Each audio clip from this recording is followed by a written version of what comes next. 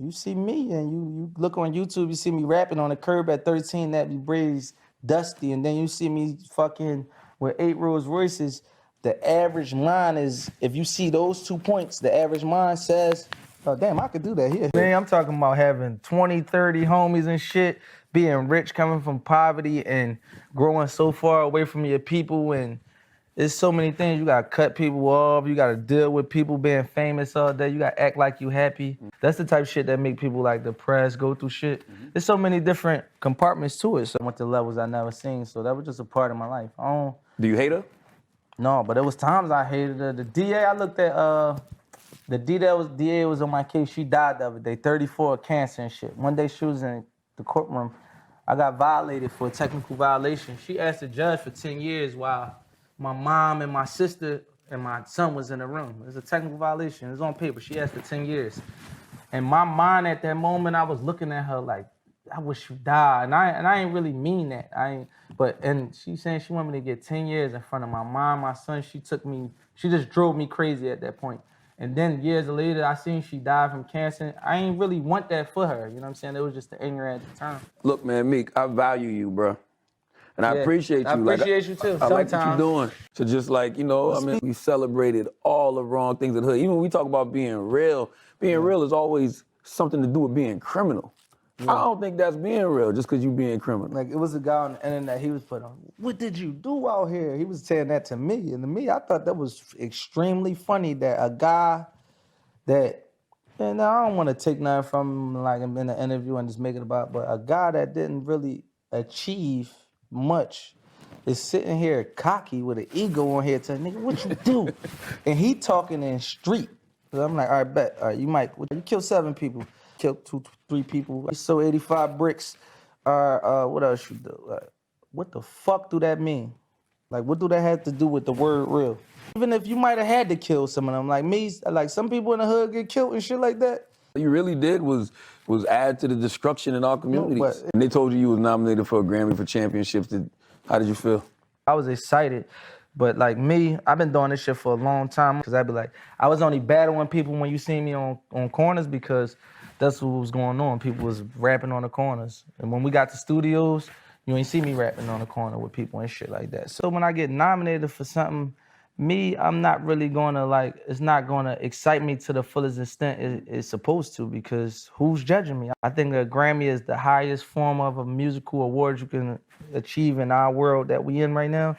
If you've been making music and been good for 10 years and never really been acknowledged, it ain't really gonna make you really jump when you do get acknowledged. You just don't need their validation, basically.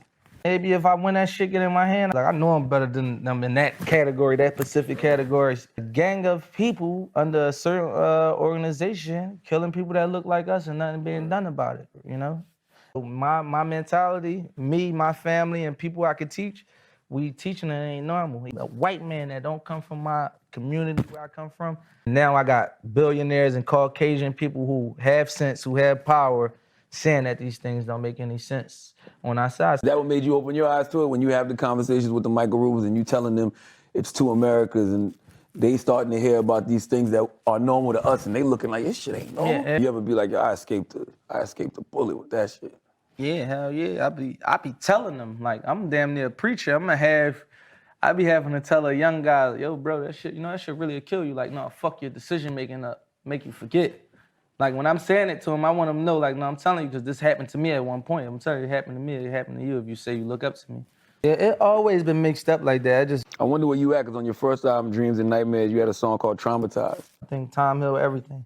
It's just different situations. I know these young kids that's coming in these courtrooms, they've been shot at by police, their brothers got murdered in front of their moms, in front of their face. Man, I'm talking about having 20, 30 homies and shit, being rich, coming from poverty, and growing so far away from your people, and there's so many things. Do the names of the albums, like, Championships, Dreams and Nightmares, do they directly reflect your position in life at the times you recorded them? Yeah, I named it Championships, and I wanted to win. Dreams and Nightmares, basically being on in the game and coming from poverty and making $2-3 million at the time when I'm 22, 23 years old. It's like a Rolex and a handcuff connected. Like, and where we come from, the Rollie is like our trophy to us. You understand? Like the environment where we come from is like, Like, if you wanted to become a cameraman, like in the hood, and this, like now it's changing because you got social media. Niggas will talk so crazy to you because you had aspirations of doing something that they never, like, PJ Kev, I got homies that's gangster as fuck. I watched them mesmerize. I watched them watch him having fun. And they wished at some time, they even said sometimes, damn, I wish it was cool to be like you 10 years ago. But the way we was raised, nothing was cool. It was cool to just go to jail. Yeah, you can't be the nigga going to school. That nigga going to school. Yeah, like if you went far in school, it was like if you went to college, you was labeled as a weirdo where I came from. That was the teachings of where I came from. If you just was smart, you was a weirdo. If you stayed to yourself, you was a weirdo or like a clown to us. But that was our teachings, and we didn't really know any better. They told us everything that was right. Human being, I could do the same shit because they seen the beginning when you started. And then they seen the process and the success of what you got from maybe 14 years. And I'm not the best, I'm not perfect, I'm not an angel, I do not know it all. This is where my mind frame at, and I try to deliver any information I can to the ones that come under me because nobody ain't really delivered to me. I'll be like, yeah, I think you should deliver that shit to some niggas a little bit more because you got information. But Jay gave us a whole catalog of information through music. If you listening, it's right there. Yeah. I be ready to tell Jay any day, man, student, get an Instagram, dog. Stop letting these niggas know how this shit go real rap. We gotta follow some weird ass niggas, and when you see like is just like we following like we in the times of some fucked up shit. It looked like he was living a life that wasn't his life. Mm-hmm. It looked like he was gonna get into some real bad trouble. And he was gonna have to turn back into his real self like he had to do in the courtroom. It's a certain way that shit gonna come back to you. You gotta be real with yourself. And so, I use my life, my pain, everything I've been through to make me millions of dollars. I had to go through. That was my plan. I always said top of the top. That's what I had plans on to do.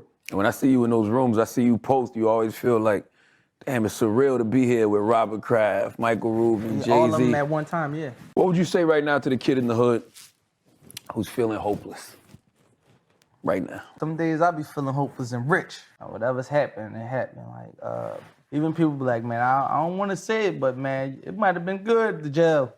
That's part of my story. You for so long we've glorified the hood. We've celebrated all the wrong things in the hood. I don't think that's being real just because you being criminal. Even if you might have had to kill some of them, like me, like some people in the hood get killed and shit like that. Some of them people be having to get handled because they be mentally sick.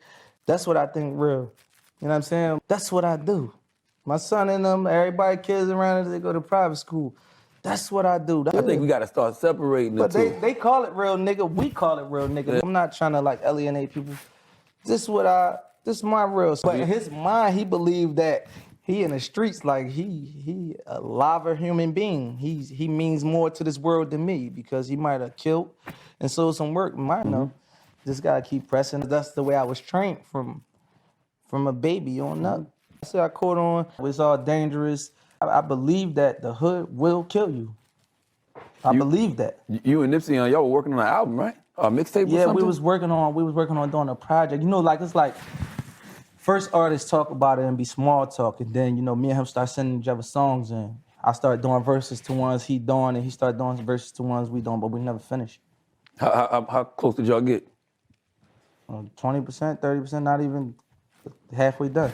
Yeah, you were really affected by Nipsey's death, clearly, like a lot of us were. How did the way Nipsey lived his life impact you? He impacted me to make change for shit like that, man. No niggas, no young kings like that shouldn't be gunned down in the hood, and that's just he a legend just for that. Like, you made it out and you got gunned down by a low life. Yeah, you were really affected by Nipsey's death, clearly, like a lot of us were. How did the way Nipsey lived his life impact you? He impacted me to make change for shit like that, man. No niggas, no young kings like that shouldn't be gunned down in the hood, and that's just he a legend just for that. Like, you made it out and you got gunned down by a low life. You are a legend. You just showed kids that you can make it out, and someone where you come from will pull you back and take your life. That I guarantee you, Nipsey probably touched hundreds of millions of children from the ghetto. They know deep down in their mind they will have their life took if they pursue their dreams and try to stay in the hood. Just that message alone He told me, Nipsey made me fall back off the hood.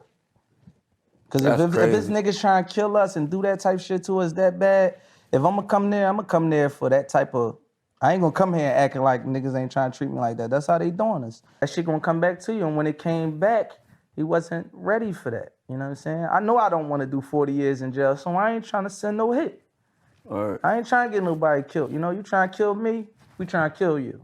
But if you ain't trying to do, I ain't trying to do no 40 years. So if it ain't life-threatening, I ain't making them decisions. You know what I'm saying? You got to be real with yourself. And when I seen that I was a little older, everybody on Twitter and Instagram, they was looking at it like a joke. Everybody, you was laughing too sometimes. Everybody, it was just like a big joke. But now when he in there got motherfucking sons and people, baby moms and fathers taking kids, that shit got serious, you know.